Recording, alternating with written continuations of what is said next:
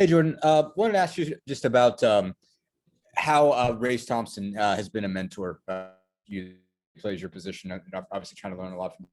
Been like as a mentor, some things that you've learned from him this season.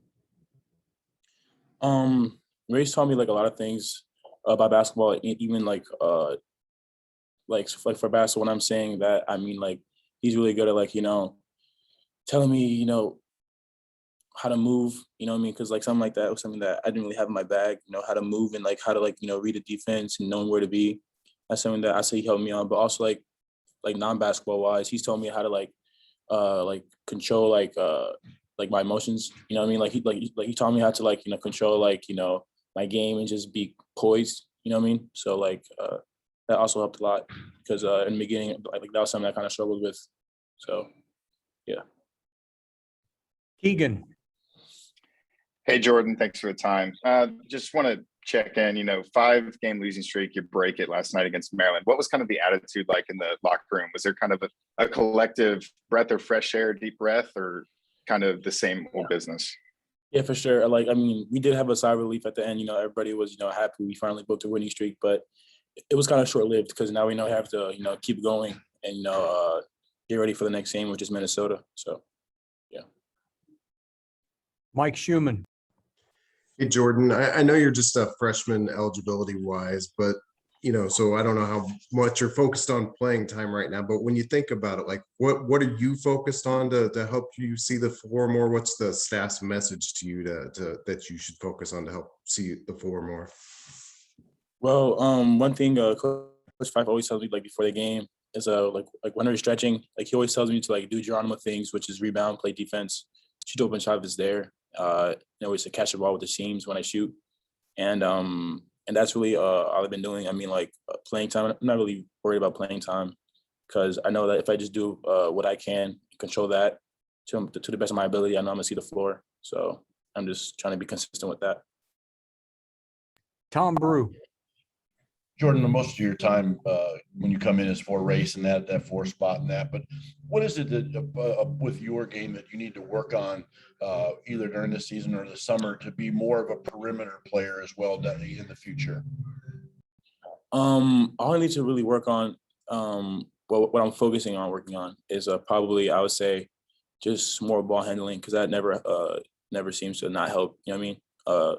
More ball handling and really just like the IQ aspect of it, just like learning how to move like a guard. Because I remember when he played for Northwestern, he was shorthanded and I was at the 3. I kind of found it pretty difficult to maneuver off ball, and because as a guard I couldn't be in the paint with 2 bigs in there, so it kind of caused a lot of confusion. But I just had to learn just get the mentality right to play as a guard. So that's really got to work on that, and that comes from watching film and studying our plays, the 3-man plays and stuff. But other than that, I would say ball handling, just probably working on a mid-range pull-up, which is something that I've been working on a lot. So yeah. What about footwork defensively in that too? Is that different out there? For sure. I mean, all my life I've been guarding 1 through 5, so I feel my footwork is is good, but it doesn't help to work on that as well. Work on my footing and make sure I get it right. So Tyler. Hey, Jordan, I hope you're doing well. As far as Race Thompson's toughness, is there anything in a practice or a time in a weight room that you can remember that just kind of speaks to his overall toughness?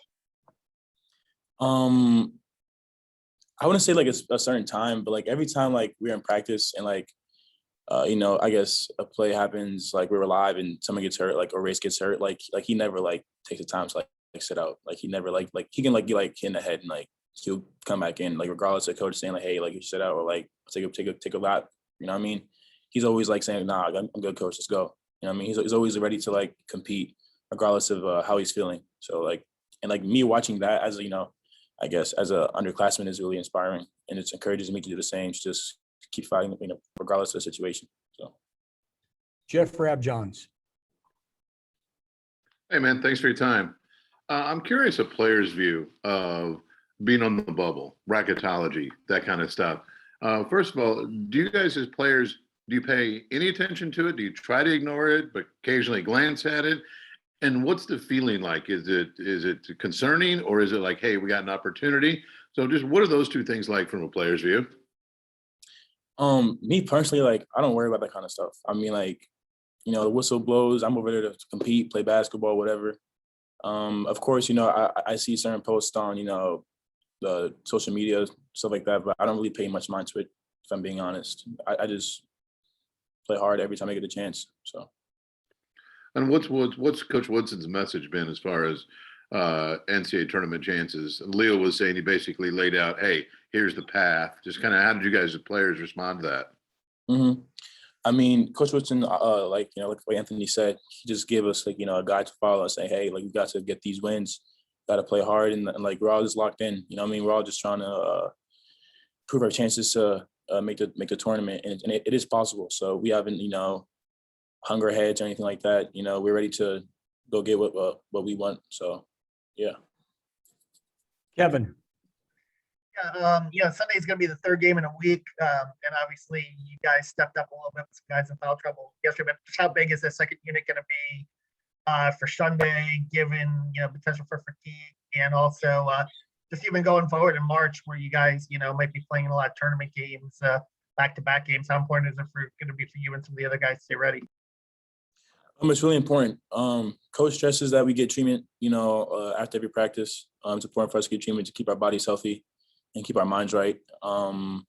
It's really important for us to just stay healthy. So like, that's what everybody's doing. Like, as we speak right now, practice just ended, like, I know a couple of people who's probably getting in the steam room and straight to the cold tank and getting all kinds of treatment to keep their bodies, loose and ready for next couple of games, because these next couple of games are really important. So, yeah. Okay, we'll go Mike Pegram, and then we'll finish with Mike Schumann. Hey, Jordan, when you as a bench, do you look at bench points versus the opposition after games? Do you kind of measure yourselves versus the other Big Ten teams in terms of what you guys are providing off the bench?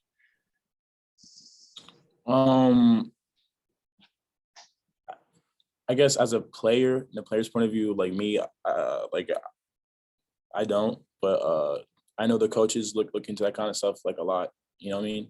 They like, they're really stat heavy, and they really like, look into depth about like those kind of stuff. So yeah.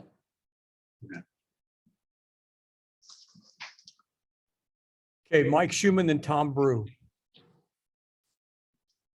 I think Tom wants to ask my question, so go ahead, Tom.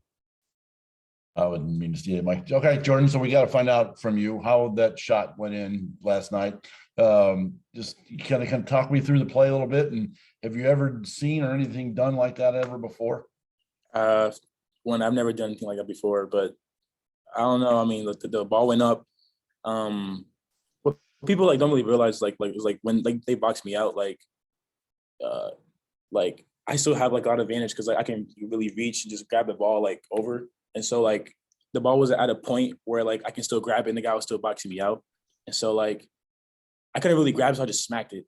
And then it went off the floor, and then I saw the arc and I was like, that might be good. And then just dropped in and I said, oh, I'll take my 2 points. Oh well. So back on defense. So Okay, Schumann, you got a follow-up? Yeah, I guess just how much does that personify what you called a Geronimo play? I mean, I've seen you several times this year just create chaos on free throw rebounds.